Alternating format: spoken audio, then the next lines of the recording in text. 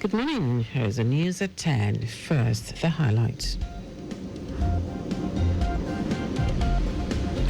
Lagos State government calls for synergy between tradition science at 2025 African Traditional Medicine Day. Federal government declares public holiday to mark Eid al-Maulud. On the foreign scene, North Korean leader Kim Jong-un arrives in China with daughter for massive military parade.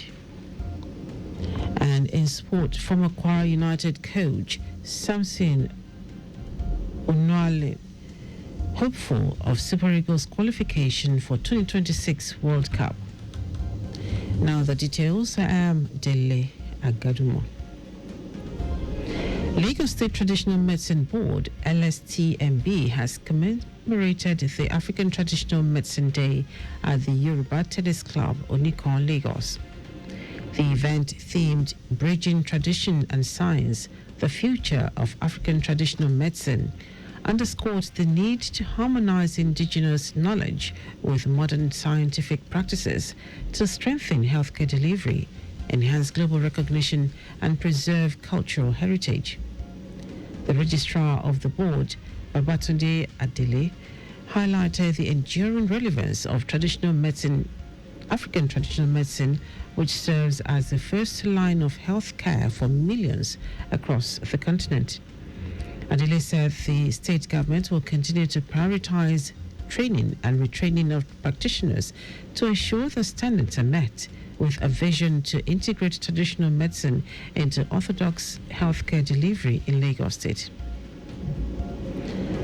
The Lagos State Domestic and Sexual Violence Agency, DSVA, has conducted a significant outreach session with over 100 members of the Omonile community in Shomolu Local Council Development Area.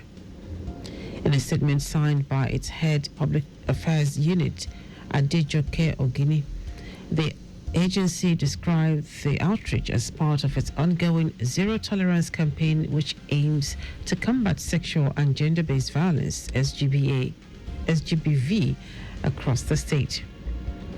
DSVA's Executive Secretary Titelola Vaivo Adeniyi, who was represented by Adeyanju Ajapwe of Community Engagement Department, reaffirmed the state government's dedication to reducing SGBV to the lowest levels.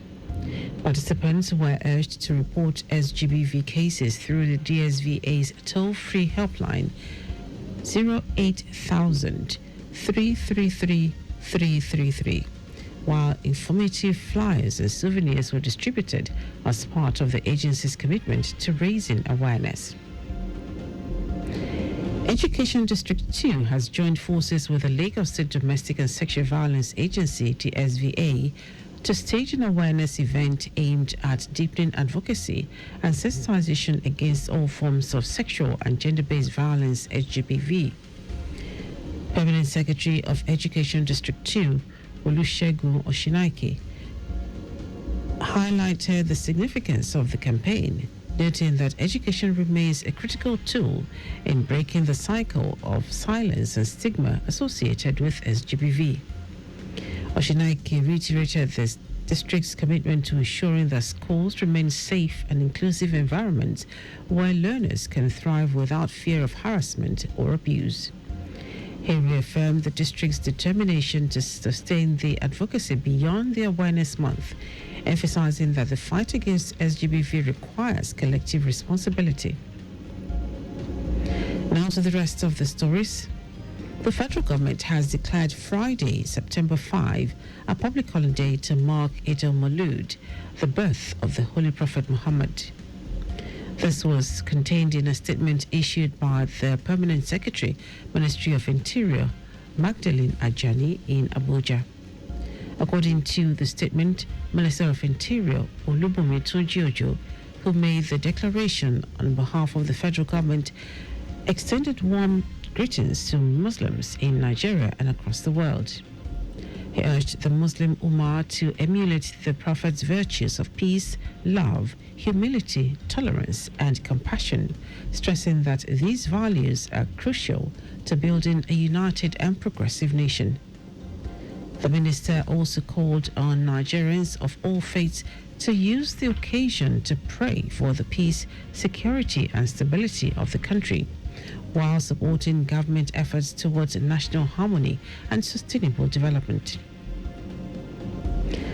The Nigerian Civil Aviation Authority, NCAA, has called on the Economic and Financial Crimes Commission to intensify efforts against fraud and economic crimes within the aviation industry.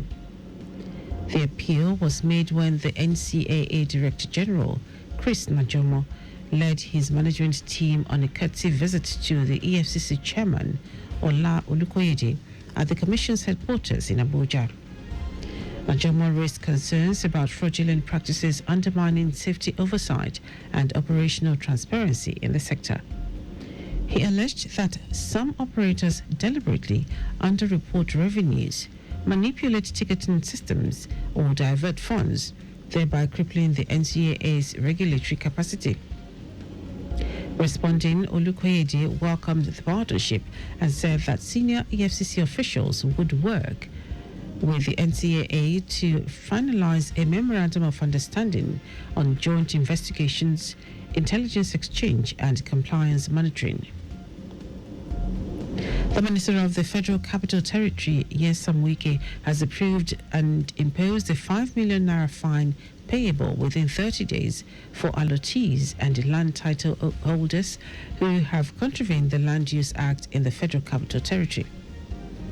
The minister also assented to a 7.5% charge on the assessed capital value of properties converted without the knowledge or express permission of the FCT administration, payable within 30 days.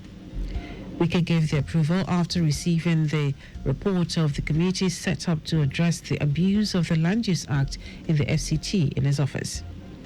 The minister had inaugurated the committees on August 8, describing the issue of land abuse as very important in streamlining the activities of the FCT administration on emerging land matters.